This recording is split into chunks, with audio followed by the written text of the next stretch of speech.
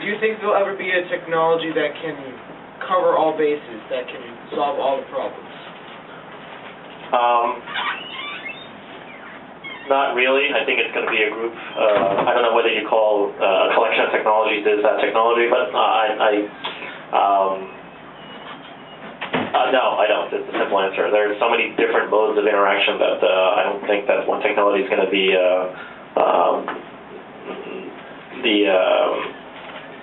does everything well. I just don't believe that.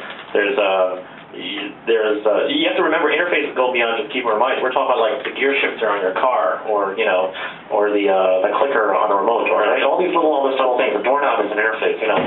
There's no such thing as a doorknob that works for everything. They're all so different. So it's more just to make sure that we figure out something that can work better for a certain situation, and it might be worth it to devise a whole new device for it. A few months ago at EduCon, you spoke a little bit about how your wall was going to be used with the military. What new developments are going on in that part of it? Well, I can't really tell you guys about that stuff. They don't want to do that. The best answer to that is that, I mean, when I say military, it doesn't mean like some kind of evil like missile guidance system or something like that. It just means that the government has a lot of the same, as any big organization does, problems with understanding lots and lots of data. And so these interfaces are particularly good at helping people sift through an enormous amount of data. That's just like any large organization, the government, then there's just an enormous amount of data to go through, and that's where another interface can actually help you kind of navigate through data rather than just kind of click through a whole bunch of Excel spreadsheets or a whole bunch of text documents. That's the main thing. Government also works with maps a lot, and maps are pretty neat with these kind of interface. So, but it's not really about. It's really about information, and the reason why we work with the government and military is because we think the same problems that we work on have broader implications than just that one area. Jeff, how does your team works as much on the software and application side of things, the data visualization, as they do the actual sort of physical box? If anything, it's probably as much app-driven as anything else. How do you make a decision about how one type of data is going to be visualized versus another type? Photographs are obvious, and maps are fairly obvious, but you have a lot of things where you're conceptualizing data, content information in ways that people haven't seen info done that way. So how do you just go through the design process or the kind of napkin sketch process to just figure out how data should be visualized? Oh, that's a great question. And honestly, the best first answer is to make sure you draw upon previous work, because information visualization is a very, very rich field on its own. So again, this is where our experience and my personal background in graphics actually comes into play. I mean, information visualization, the main purpose of the graphics has always also to convey information. InfoViz has always been, the reason why I like social studies was because of all the atlases and maps, actually. All that ability to convey data was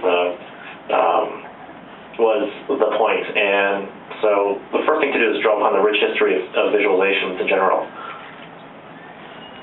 Have you seen Pranav Mistri's Sixth Sense technology? Say that again? Have you seen Pranav Mistri's Sixth Sense technology? What do you think of that? I think it is interesting because, again, it speaks to our point before not having of demanding better than a keyboard and mouse. It is a different interface, so just like people ask us all the time, hey, your stuff is just like Minority Report. It actually isn't. It's very different. Even though it kind of looks like the same because you're using two hands, in other words, that bimanual thing we were talking about before, touching something versus holding your hand in midair is a very, very different thing. It's not better or worse, it's just different. They're going to be good for some cases and terrible for others. But yeah, I know Patty Days, and I know those work guys at MIT. Yeah. Jeff, without giving away any proprietary secrets, that sort of thing. What are you excited about personally, say 5 or 10 years out, just far enough that you can't validate it, but close enough that you know your team can explore it? Like, what gets you and your team excited that's beyond, once everyone gets used to what you've already done, what's the next level of curiosity for you all as thinkers and designers? Actually, that's a really easy question. We're right now speaking across this kind of video conferencing setup here, where it's kind of, I can kind of see you there, and I'm kind of gesturing in my hand. I really want that magic, that kind of looking glass, where I'm really looking at you on the other side of the screen, and it really looks like. Okay, so you look. I want to really create this kind of magic, I hate to use that word, but magic looking glass or wall, or really looking straight at the person right across the screen, and I can touch the screen, I can draw something right on the screen, and you can see it one-to-one on the other side. Literally that a portal is a good way to put it. Like that big board behind you, I really want to look like you're looking through that thing and you can see another classroom right on the other side of it, except that they're off somewhere else. Not like this weird kind of Skype kind of thing, but really like, you can wave and you're right there and you can stand in front of that person. And kind of like the view screen in Star Trek or something, or you really feel the person standing on the other side. Final question, and then a chance for you to say one last thing before these need to go out. Tell us a little bit about what it was like to actually speak at TED, because at that point in time, that was obviously a grand global sort of opportunity for you to be known. I mean, that was your chance to be discovered and your chance to take a risk on something. And it was great technology, but it really was a massive public moment. So what was it like to be at TED? What was it like to have your life changed? And then how do you see TED differently or more evolved in the last couple of years? Wow, I was nervous as hell. I knew how important, I've never been to it before, I knew how important the audience was, and I spent a lot of time rehearsing. I was pacing back and forth in the airport. I had note cards, I had index cards.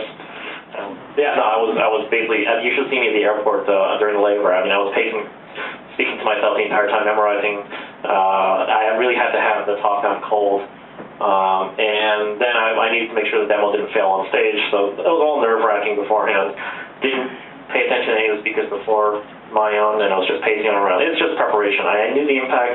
It was very nerve-wracking, but and at first when I started talking, I was just like nervous until you get that first audience response, and then once you know you got them excited, then it was pretty smooth sailing after that. So it was pretty clear and exciting to have a live audience behind you.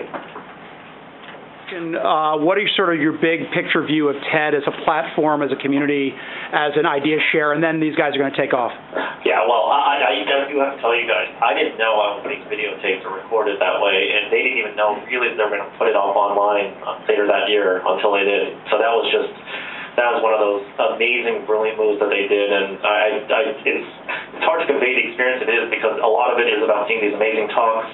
I mean, my talk, whatever. These other people had such amazing talks. It's for the entire time after I left, I just looked up everyone, listened to more of their talks. It's just, it was just amazing. I think it's a brilliant thing that they did to put it up online, and I'm probably just like you guys, so we were listening to talks as much as possible.